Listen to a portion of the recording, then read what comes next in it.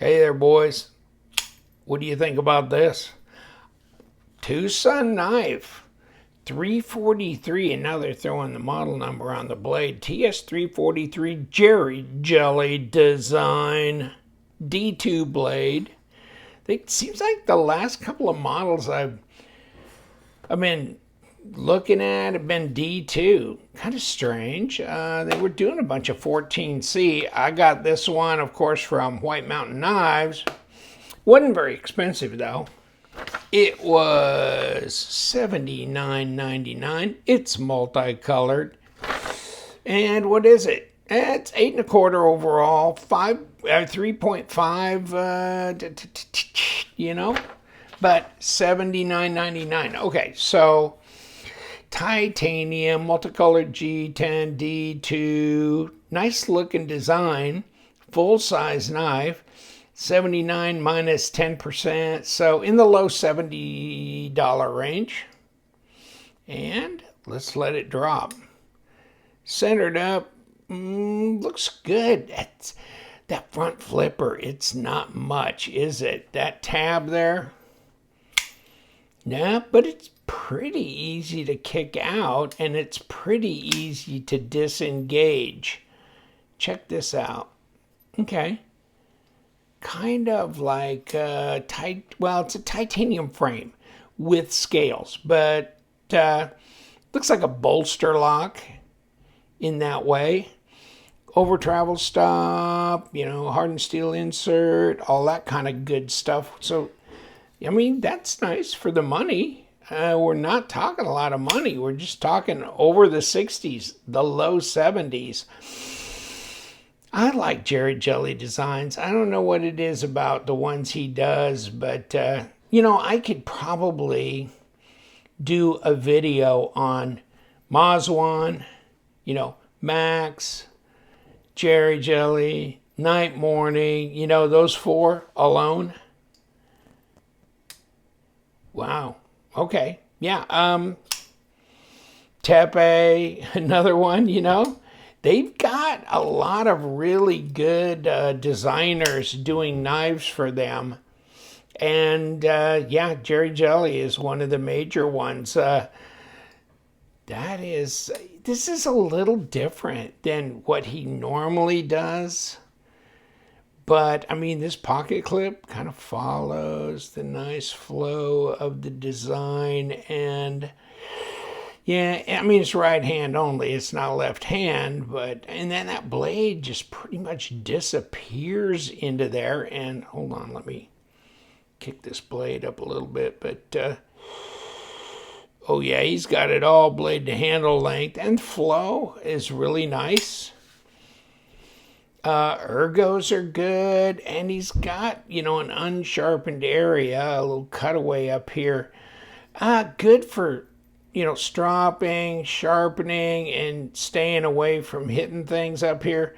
But also, you let you slide up a bit. And by the way, let's get a piece of paper out here and see. Okay. Wow. It's amazing. I do all these different kinds of knives, and when I test the sharpness, it's, I'm trying to just get to the point where I say it's either, a standard factory edge or standard factory with a minus, a little not as sharp as, or a little more than sharp as, or scary sharp. Those are all my designations there. I mean, just for kind of a rule of thumb, I don't want to get the floss and how many grams to cut the string and stuff. But because I can feel an edge, and I can tell you pretty much how it grabs the little epidermal cells right off my finger, how sharp that is. And this one is bordering on scary sharp. This is not just a standard factory edge, but this is bordering on scary sharp. So that's good. It's nice. Yeah, lockup is 25 to 30%, and you can see kind of how they machined out here. So it really, even though there's not a lot of, there's no differential in height here, but it still makes it pretty easy to disengage. And once that's happened, you're over the detent ball. So it's quick over the detent ball, which I like because it makes it more fidget friendly, makes it kind of easier to figure out and get used to. Yeah, so nothing wrong with that. This is interesting, isn't it? Look at this. I like that. I think that's cool material. It should be really, resistant to chemical effects and other things. That micarta, it'll soak up anything it comes in contact with. This, no, and wipes down, and it's durable. It's durable. If anything, you'll get snail trails here. You know what I'm saying? Because it's titanium, but the rest of this will look awesome 100 years from now. This one, all scratched up. Here, nice. Maybe they ought to do some liner locks with this as an entire scale material. That would be nice. But, that titanium's pretty stout there as well. But fit and finish is good on these knives. We'll take it apart. I'm sure it's got ceramic bearings, ceramic detent. But, we'll see if it's got a captured pivot in here or what's going on when you've got opening, you've got access both front and back. Yeah, you got a backspacer. And that kind of gives it a little finished look to the knife, I think. But let me not delay any longer. There's 3 3/4, my friends, right there. Now what'd they say? 3.54? Okay. At the least, at 91 millimeters. Closer to, I don't know. I would like to call it like 3.65, maybe more like that at 93 or 4 millimeters. 8 1/4, 21 centimeters. And how fat is it in the hand? Ooh, you know what? It doesn't look that thick, but 13.6. Okay, 0.53. That's not that much. Okay. 0.14 though, huh? 3.7 millimeters. Wow. I'm surprised. No, but it is 3.7 millimeters. Now, most of the blade stock anymore these days is 3, 3.2, 2.8, but 3.7, closer to 4 millimeters. It's kind of surprising. But you know what? It's a semi-stainless because it's D2, so not that it's the most corrosion resistant in the world, but a lot of guys have said, well, I live in a reasonably humid environment and, I'll wipe the blade down with like a greasy rag or whatever, but I really don't have a lot of corrosion. But you would on something that's maybe a 7%, chromium as opposed to a 12%. You go to 13% chromium and you're technically in the stainless band. So a semi-stainless, 12%. Okay. Still, contoured handles. I think you get a lot for your money with TwoSun. And I know back in the days we were banging them out for nothing, right? We were getting them. People brag they get them for $30, $35, $40, but no, they're more expensive now, that's for sure. And let's get this in 3.83. Well, let's get it up here. 3.83 ounces. Okay, it's under 4 for a full-size knife and 108 grams. No, it's not heavy. And it's relatively easy to front flip, which is a little surprising because there's not much there. But that kicks. Now, Let me see this. I'm not going to put any pressure on the lock bar, apparently. Okay, that's not tough. It's not easy, but it's not tough. Okay, I got that. Okay. So yeah, the detent is on the softer side. It's not real rugged. But you know what? It's appropriate for what it needs to be when it's a front flipper. You gotta kick that baby out of there.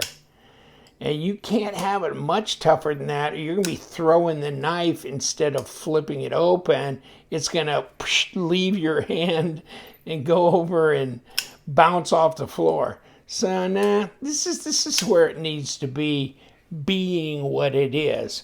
But the overall design's interesting, I think. Is it my favorite TwoSun knife? Nah, but I thought it's fascinating. I like this G10. I'm not the world's most partial to front flippers. No, I'm not. But there was just something about the overall look to this that I thought was worth exploring, especially, you saw the price, right? Yeah, and I ain't spending $400 or $500 for it either. So, yeah, I mean, I can afford to take a look, And, yeah, I thought it'd be worth putting on the channel, just, people to kind of look over, peruse, and see what you think about it, regardless of how available it is on the market once I post this. God only knows. But you know what? I'll go on to White Mountain Knives because they carry a lot of TwoSun knives. A lot of them are out of stock, okay? And the ones, when they come in and they sell quick because guys are watching that, okay? So be aware. But, these are fascinating and very inexpensive. The last few that I bought were, I know they were D2, but they were $79, $89, and then after discount, like $70, $80. So, nothing to complain about there. I like the looks. I like the materials. I think they're solid. I think they're a good user. Myself, my own experience. So let's make a big damn sloppy mess out of it. See what we got. Oh, well, no problem here. Not like they jackhammer these down with too much Loctite or anything. Let me see if this is... Okay, this is number 8 too. Okay. There's pocket clip. There goes a pocket clip at some point. Do I get another screw under there? No, but I got this little dog here if I wanted to take it. I don't know if I even need to. But hold on, let's go ahead anyhow. There's that. And see what we have. Okay, it's going to start coming apart.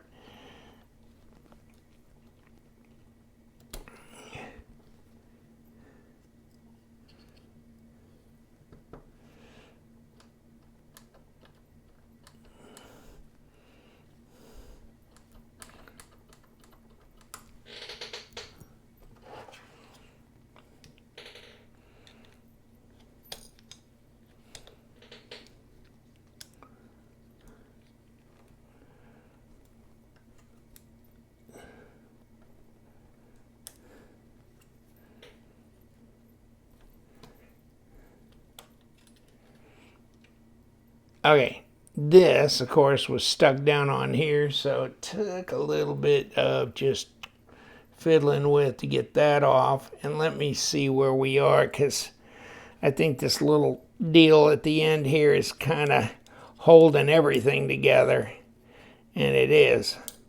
Okay, now, okay, we got that backspacer sitting there. Yeah, that little dog right here. Yeah, it was kind of holding everything. And why isn't this just coming off of here? Or would it? If I wanted it to, yes, it would. Of course, it had a little piece here locating this in here, and then that was unscrewed. So, okay. So now what have we done? Here's the lock bar side. Okay, hardened steel insert, ceramic detent. Where did I? Oh, there's my washer. Okay, so we got anything else hanging around here? Okay, so this is all lock bar side. Okay, and of course the stop rolls around, it's on that blade, rolls around in here. Ceramic bearings, and yeah, okay. And we do have a captured pivot in the front here, one piece job, and it's squared off so it ain't moving nowhere. And that's about it, my friends, other than our little washer with the racetrack on it. All right, 343 is done. What do you think? Little front flipper if you like that. And it's not little, it's full size. But front flipper, interesting design. Jerry Jelly, pretty well known for doing some great designs. Not just for TwoSun, but other knife companies. I'll leave you to it, my friends. Thanks for joining me.